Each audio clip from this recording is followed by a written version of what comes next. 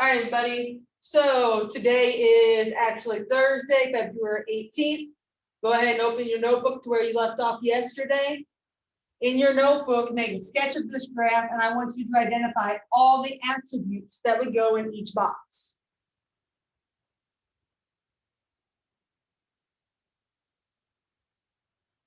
Okay, so let's start off with domain. Domain should be easy. It's all real numbers.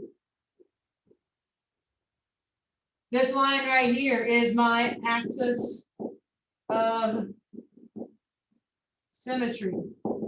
It's at x equals 4. This top point here is my vertex. It is the coordinate 4, 9. My range is y is less than or equal to 9. These right here are my x-intercepts, or zeros. I have 2 of them at 1, 0 and 7, 0. All right, pause the video. Decide which one of these are quadratic. There can be more than one.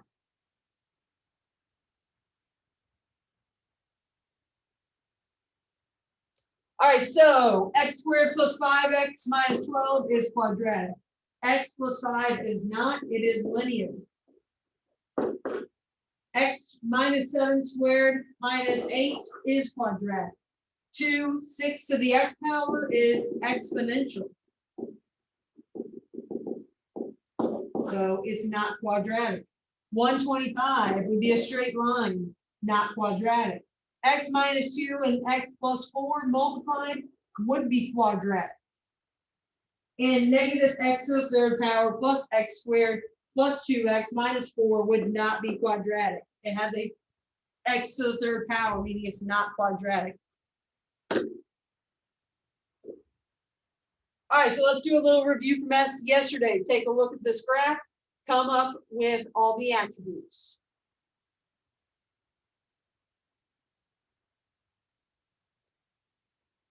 All right, so the y-intercept here is currently unknown. I can't tell what that y-intercept is.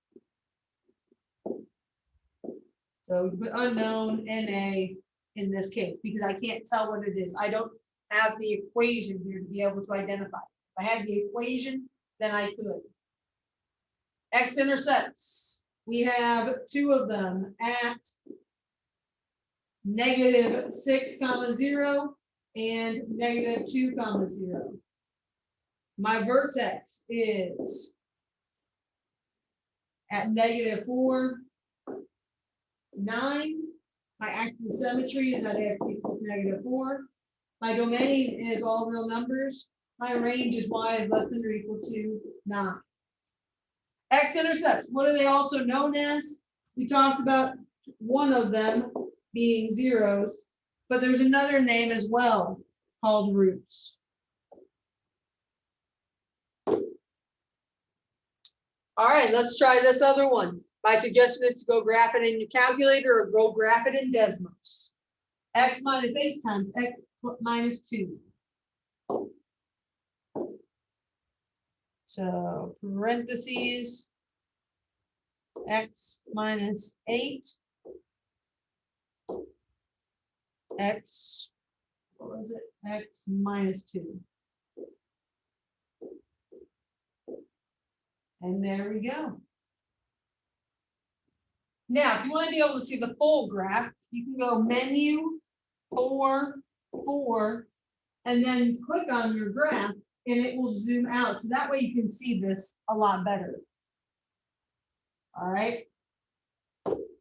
So this is what our graph looks like currently at the moment. Let's go ahead. Let's go back. What attributes do we need? We need y-intercept. Well, I can do Control T so I can look at the table, and I will see that the y-intercept went a little off on me, is 0, 16. All right, what about the x-intercepts? All right, let's see here, x-intercepts, let's go ahead and let's go down, let's see if we can find those. I see 1 at 2, 0.